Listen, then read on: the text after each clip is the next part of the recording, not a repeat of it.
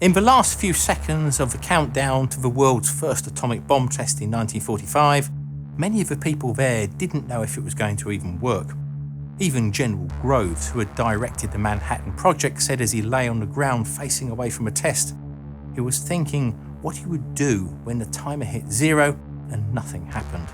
But of course, as we know, it did work and the world was changed forever. But the US wasn't the only country to have a nuclear weapons program. In fact, 5 countries active in World War II had nuclear programs and all were working to make their own nuclear weapons. So how did we get to the bomb?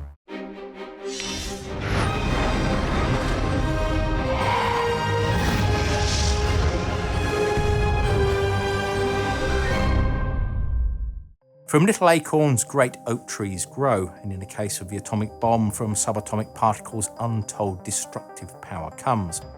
However, like many things, the end result was a world away from the initial research by a small group of international scientists into the newly discovered effect of radiation in the latter years of the 19th century.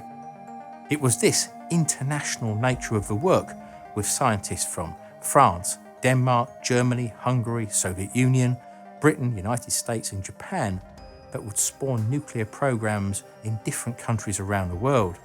But it would be the ability of those countries to muster the resources and the foresight of their leadership which would determine the winners. In just over 40 years, we had gone from the discovery of radiation to the theoretical workings for an atomic bomb, but putting theory into practice was a very different proposition. The practical creation of a sustained chain reaction was the goal, in the controlled form as a nuclear reactor and the uncontrolled one as an atomic bomb, and both needed a material that would be fissile, that's something that could be triggered into a self-sustaining nuclear chain reaction. In 1939, the only known material that could do this was uranium-235, but the problem was just getting hold of enough of it. 99% of all the uranium found on Earth is uranium-238, but it's too stable and won't create a self-sustaining chain reaction. Uranium-235 can do this, but it is much rarer. For every 1 kilogram of uranium-238, there is around 0.7 grams of uranium-235 in with it. And whilst it can be separated from the uranium-238, the process is very difficult and time-consuming. In 1939, with Nazi Germany's annexation of Czechoslovakia, a worrying development was being noticed by the scientists working in the US and Britain, in that the sale of uranium ore from the now Nazi-controlled Czechoslovakia had been stopped, and the purchase of heavy water from Norway had increased. Also in 1939, German nuclear physicist Siegfried Flügge published 2 influential articles on the exploitation of nuclear energy as a source of power. Hungarian Leo Szilard, who was now in the United States and had conceived the idea of the nuclear chain reaction in 1933 and the nuclear reactor with Enrico Fermi in 1934, was so alarmed by this that he enlisted the help of Albert Einstein to write a letter to US President Roosevelt, warning him that they believed the Nazis were working on building a bomb with the explosive power to destroy entire cities, though at the time they thought that such a bomb would be too large to be carried by a plane and instead would be delivered by a boat along a river or to maybe a port.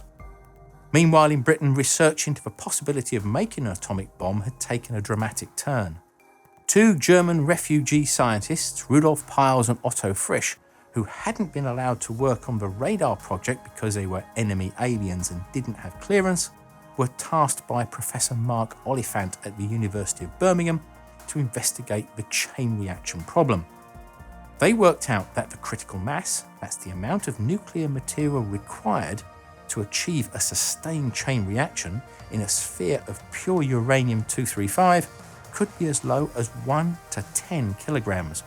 This meant that a bomb could be made small enough to be dropped from a plane and have the explosive power of thousands of tons of TNT.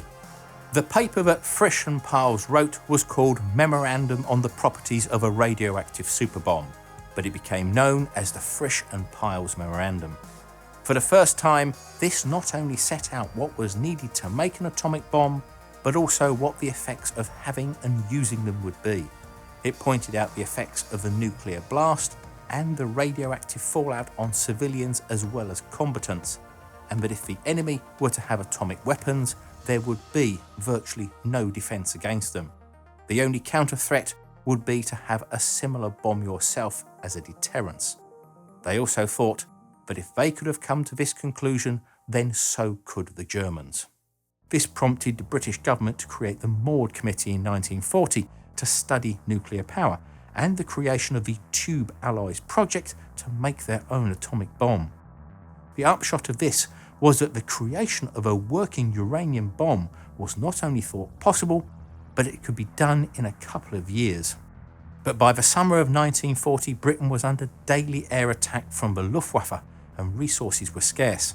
It was feared that if the Germans invaded, they could access the advanced work that had been done, so Churchill authorised the sharing of the atomic bomb plans along with other top-secret British projects with the US, where they could continue unhindered.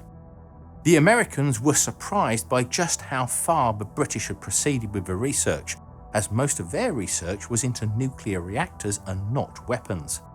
This, along with a lot of cajoling by Mark Oliphant, whom had shown them the fresh and Piles memorandum, and later from Churchill, spurred them into creating the Manhattan Project in October 1941.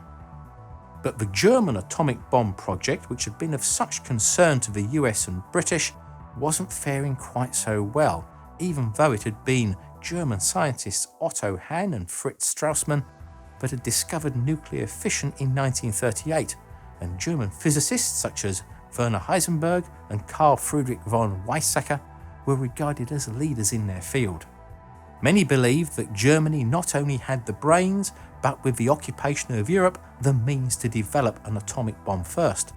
But instead, the project never really gained much support with the German High Command and Hitler compared to projects like the V2 rocket, which would have been the ideal delivery platform. But the biggest effect was the politicization of the German education and university system by the Nazis before the war and especially during it. This forced out many of the top scientists that would later end up working in Britain and the US and on the Manhattan Project itself. Because many of the scientists were Jewish, areas of nuclear physics like quantum mechanics were seen as Jewish science and were denounced by the Reich, something which they later would acknowledge in 1943 as having a major impact on their abilities, but by then it was far too late. Attacks on the Norwegian heavy water facilities, which were now in the hands of the Germans, slowed research that was being done, and by 1942 it was assessed by the Reich that nuclear fission would not have a significant enough effect on ending the war, and research was scaled back and scientific resources were moved to more pressing wartime matters. After the war, German scientists said that the lack of heavy water was a major factor in limiting their atomic program. Now, many of you will have heard the term heavy water, but the reason why this was so important to the early atomic bomb programs was not because the water was radioactive, it wasn't. It was because of the larger amount of hydrogen isotope deuterium, which made it atomically heavier, hence the name. It's the ability of this extra deuterium to slow down neutrons which made it of such great value. Uranium-235 can be triggered into a self-sustaining chain reaction if it is bombarded with slow-moving thermal neutrons. The heavy water works as a moderator to slow down fast neutrons without absorbing them, like normal water does, and thus enables a nuclear reactor to work. And a working reactor would be needed for research into how to build an atomic bomb. Now, what's not known by many is that the Japanese also had an atomic bomb program. This was headed up by Yoshio Nishina, who had studied under Niels Bohr in Denmark in the 1930s.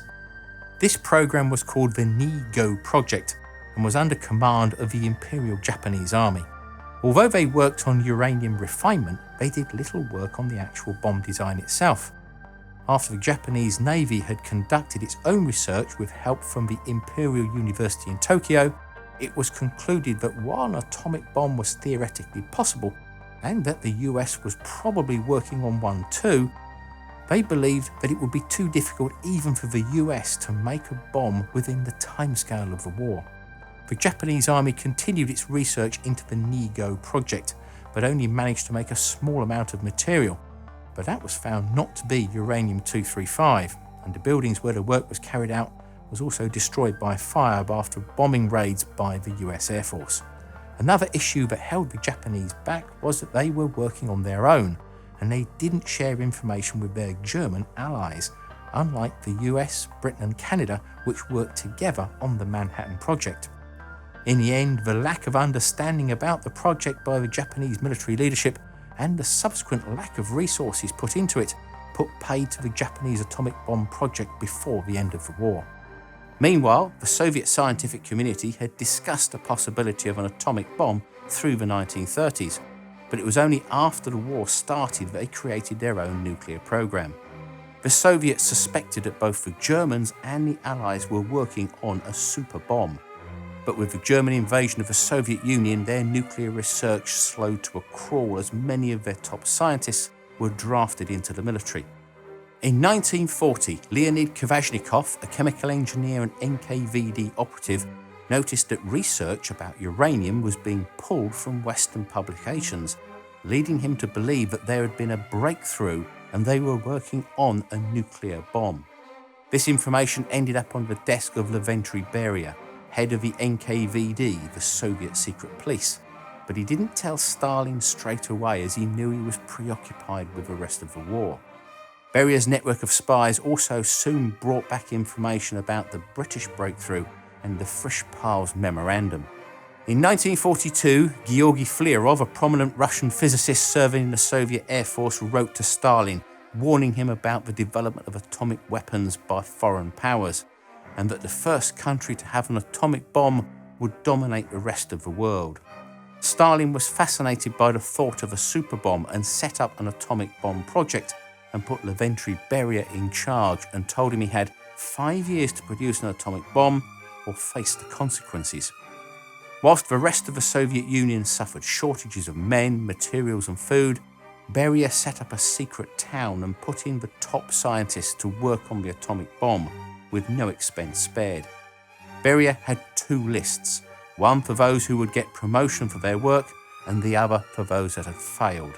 They would face the Gulag or execution. Beria's use of spies to boost the Soviet bomb program with espionage started in the UK and then spread to the US and eventually ended up with the blueprints of the first US atomic weapon being given to the Soviets. That and other valuable information about the Manhattan Project was obtained from spies including Klaus Fuchs, Theodore Hall, Morris Cohen, Harry Gold, George Koval and David Greenglass. This espionage greatly shortened the time it would have taken the Soviets to develop a bomb by themselves and helped them bypass the time-consuming and highly dangerous work like determining critical mass, which had killed 2 of the Manhattan Project's physicists, Harry Daghlian and Louis Saltin. It would take a further 4 years before the Soviets exploded their first bomb called First Lightning in 1949, and which was based on the American Fat Man design of the Nagasaki bomb at the Semipalatinsk test site in Kazakhstan. Although the British had made an impressive lead in the research, it was soon overtaken by the US. By 1943, Britain had spent around $1 million in research. The US, in comparison, had already spent $1 billion. When the British saw the resources being poured in by the US, they gave up any hope of creating a weapon by themselves during the war, and Churchill pressed for full involvement in the Manhattan Project. In all, the US spent $2 billion, around $28 billion today, on the project, and it was one of the biggest construction projects in US history, with over 90% of that going on the buildings and facilities to produce the fissile material uranium-235 and later plutonium-239, the only other fissile material and entirely man-made in the core of a nuclear reactor. At its peak production for the refining of uranium, the power required was the equivalent of 10% of the entire US electrical supply. It was discovered that if uranium-238 was bombarded with fast neutrons, it transmuted into plutonium-239, a process that could create much more material than the refining of uranium-238 into uranium-235. This had a huge impact on the project because it was taking so long to amass enough uranium-235 It was thought there wouldn't be enough material if more than a couple of bombs were going to be used by 1945.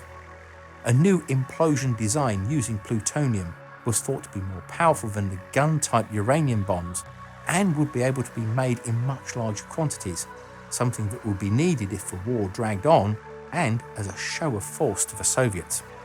The Trinity test used a plutonium bomb, whilst the Little Boy bomb dropped on Hiroshima was the first uranium bomb. Plutonium powered the Nagasaki Fat Man bomb and became the standard fuel for atomic bombs and the ignition device for later hydrogen bombs for all the countries that continued their nuclear programs after the war. Given the right conditions, access to uranium, resources and time, any of the above countries could have developed their own atomic bombs.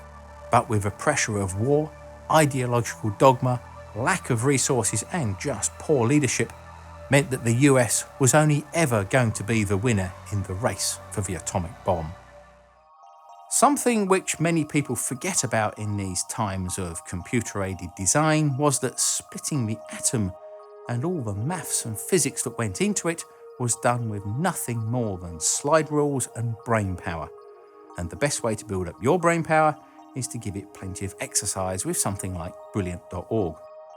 If you fancy learning something new on your daily commute, while travelling or relaxing, all without a constant stream of phone notifications, then Brilliant's new offline courses will allow you to do just that. Download any of their dozens of interactive courses through the mobile app and you'll be able to solve fascinating problems in math, science and computer science, no matter where you are or how spotty your internet connection may be. What's great about these courses is that they're all totally interactive. You'll experiment with pendulum clocks to master the physics of motion, use rockets to model algebraic functions and learn probability by playing casino blackjack. I particularly like the course about quantum computing. So if you want to support Curious Droid and get unlimited access to all of Brilliant's in-depth math and science courses, you can head on over to brilliant.org/CuriousDroid to get 20% off of their annual premium subscription.